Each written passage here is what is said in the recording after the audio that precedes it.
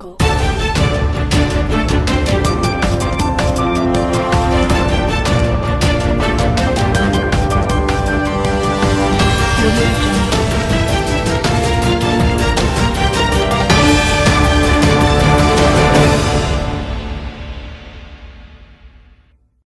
Selamat siang pemirsa, dimanapun Anda berada, bersama saya Nurisa Melianti di liputan AA.com News.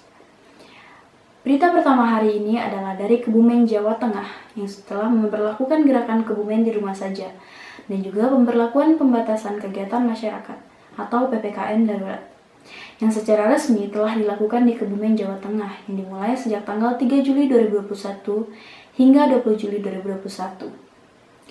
PPKM darurat dan gerakan Kebumen di rumah saja ini sudah berjalan selama 16 hari sejak awal penerapan.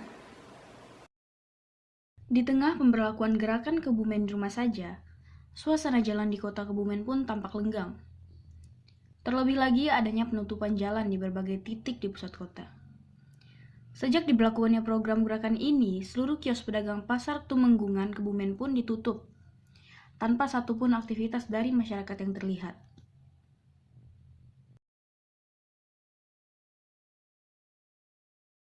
Berita selanjutnya mengenai peningkatan kasus COVID-19 di Indonesia. Tercatat sampai tanggal 19 Juli 2021, kasus COVID di Indonesia ini semakin meningkat. Dapat kita lihat dalam laporan grafik Kementerian Kesehatan Indonesia melaporkan bahwa hingga saat ini kasus COVID-19 di Indonesia ini semakin bertambah per harinya. Jumlah kasus positif COVID-19 perharinya mencapai kurang lebih 5.000 jiwa dan akan semakin bertambah. Dalam laporan Kementerian Kesehatan per tanggal 19 Juli 2021, kasus COVID-19 ini mencapai 34.257 jiwa, hingga total keseluruhan kasus COVID-19 di Indonesia adalah 2.911.733 jiwa. Dengan melonjaknya kasus COVID-19 ini, pemerintah menetapkan PPKM darurat untuk masyarakat Jawa dan Bali hingga akhir Juli nanti. Pemberlakuan PPKM darurat Jawa dan Bali telah dilakukan sejak tanggal 3 Juli 2021. Penutupan dan penyekatan sejumlah ruas jalan di berbagai daerah dilakukan untuk menekan penyebaran COVID-19. Untuk memantau bagaimana perkembangan kondisi terkini terkait penyekatan dan penutupan jalan, saat ini kami telah tersambung dengan rekan kami Victor Ardian dan Muhammad Aslam. Baik, sekarang kita sudah terhubung kepada rekan kami, Muhammad Aslam yang ada di Magelang, Jawa Tengah. Baik, Saudara Muhammad Aslam, bagaimana kondisi saat ini terkait pemberlakuan PPKM dan penutupan ruas jalan di Magelang, Jawa Tengah? Baik, terima kasih Isa. Saat ini saya sedang berada di salah satu lokasi penyekatan yang ada di perbatasan Jogja dan Magelang.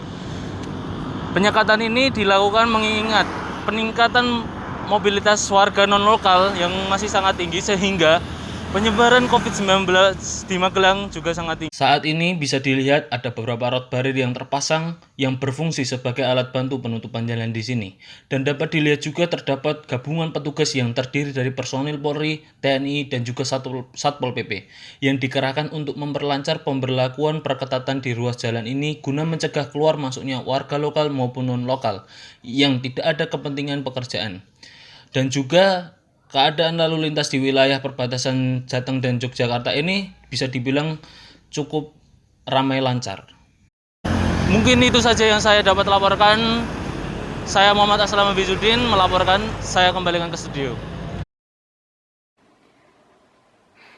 Baik, terima kasih Saudara Aslam yang melaporkan langsung dari Magelang, Jawa Tengah. Selanjutnya kita lihat kondisi terkini terkait penyekatan ruas jalan yang ada di Yogyakarta, tepatnya di Stasiun Tugu, Yogyakarta. Nah, sekarang kami sudah terhubung dengan Saudara Victor Ardian yang ada di Stasiun Tugu, Yogyakarta. Baik, terima kasih rekan Isa. Selamat sore pemirsa. Sekarang ini saya berada di Stasiun Tugu, Yogyakarta. Dalam rangka menekan angka kasus penyebaran COVID-19 di Yogyakarta, penutupan jalan di Yogyakarta pun diberlakukan untuk membatasi mobilitas masyarakat. Bisa kita lihat sekarang ini, terdapat beberapa road barrier yang berfungsi untuk menutup jalan di Stasiun Tugu Yogyakarta ini, yang menuju ke arah Jalan Malioboro. Sementara itu, tidak ada petugas khusus yang berjaga dalam pengalihan jalan di sini. Lalu kita bisa lihat kondisi lalu lintas dari Jalan AM Sangaji menuju Jalan Mangkubumi. Terpantau lengah karena terdapat pengalihan ruas jalan ke arah Jalan Malioboro.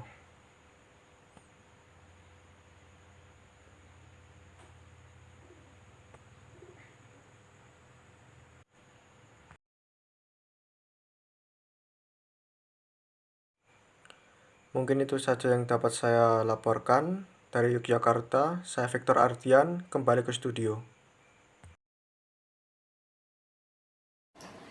Baik, terima kasih rekan Victor dan melaporkan langsung dari Stasiun Tugu Yogyakarta. Dan juga tadi ada laporan dari rekan Muhammad Aslam di Magelang, Jawa Tengah. Selamat bertugas kembali, tetap jaga keselamatan dan kesehatan.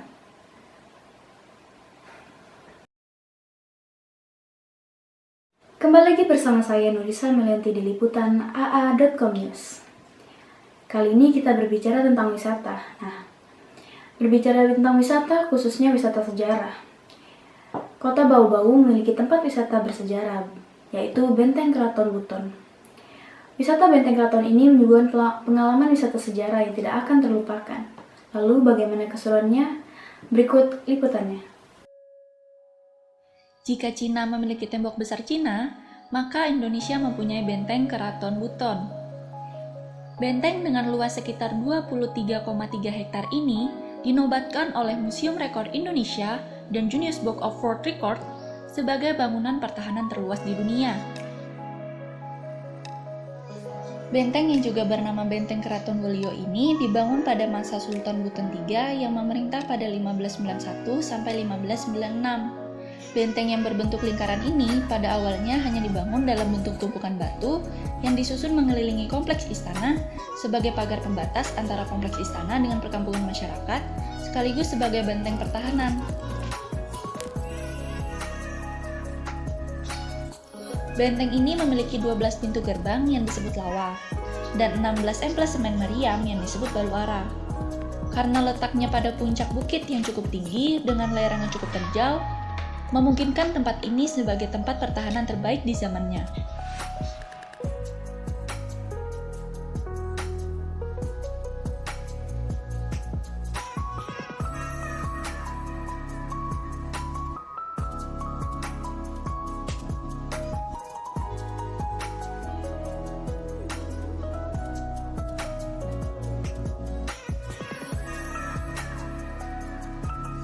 Benteng ini ramai dikunjungi wisatawan domestik dan mancanegara sebelum pandemi.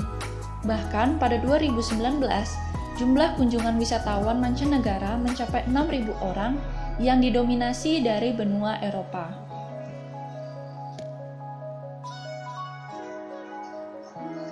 Dari tepi benteng yang sampai saat ini masih berdiri kokoh, Anda dapat menikmati pemandangan kota Bau-Bau dan hilir mudik kapal di Selat Buton dengan jelas dari ketinggian. Ini adalah pemandangan yang cukup memanjakan mata Anda.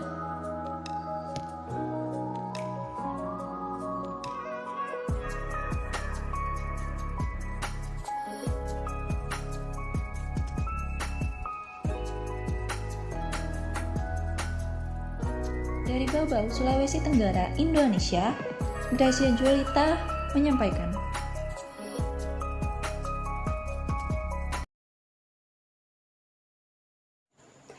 Bagi Anda yang bingung untuk menghabiskan akhir pekan Anda bersama keluarga ataupun teman Anda dan ingin mengunjungi wisata alternatif dan menarik, mungkin Anda bisa mencoba untuk berkunjung di salah satu wisata yang ada di kota Yogyakarta, Kabupaten Sleman, yaitu Obelix Hills. Nah, di wisata ini pengunjung dapat menikmati panorama yang indah dari ketinggian. Lalu, bagaimana keseruannya? Berikut liputannya.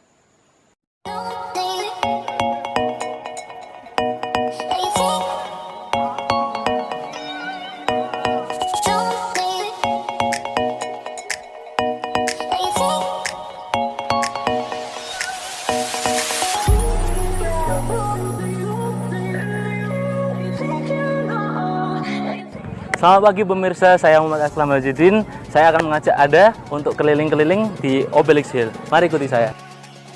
Untuk per orang, tarif masuk ke Obelix Hill sebesar 15.000 di hari biasa dan 20.000 di hari libur. Dengan biaya tersebut, kita akan disuguhkan keindahan pemandangan dengan latar belakang kota Yogyakarta dari atas bukit.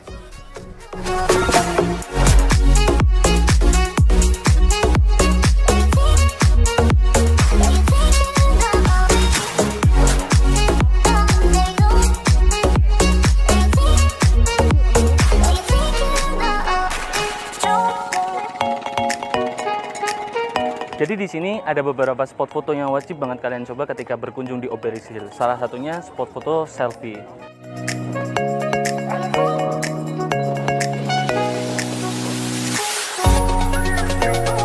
Jadi di sini adalah salah satu spot selfie yang berada di Obelisk Hill. Salah satunya seperti ini yang menawarkan pemandangan dengan latar belakang Yogyakarta.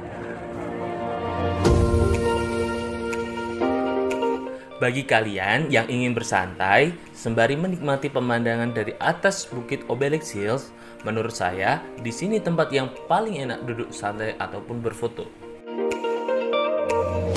Di sini tidak hanya tersedia banyak spot foto dan masih ada lagi fasilitas lainnya yang tersedia. Nah, bagi kalian nggak perlu khawatir kalau mau sholat karena di sini sudah disediakan musola. Nah, jadi seperti ini musola yang ada di Obelisk Hill dengan konsep outdoor di atas bukit. Menurut Mbak ya, apa sih yang menarik dari Obelisk Hill ini? Saya sebenarnya berawal datangnya ke sini tuh karena lihat IG story Mas gitu. Jadi karena ngelihat oh lagi trending gitu di IG story gitu. Jadi ikut-ikutan sih sebenarnya. Terus ya ternyata pas datang bagus gitu. Jadi tahu bagusnya belakangan IG story-nya dulu baru lihat IG story. Terus kenapa memilih Obelisk Hill nggak tempat wisata lain gitu? Pertama deket karena kan kayak lagi masa pandemi juga. Biar nggak jauh-jauh, tetap mau di dalam kota, jadi makanya milih yang dekat-dekat kampus gitu.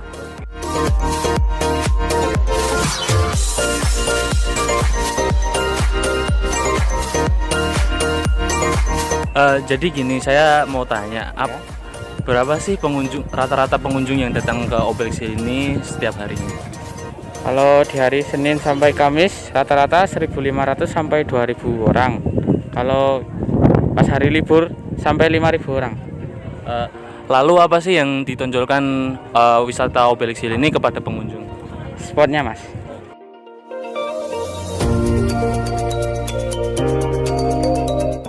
Nah, sebelum kita keluar, di Obelisk Hill ini sudah disediakan oleh-oleh sebagai buah tangan untuk kita beli.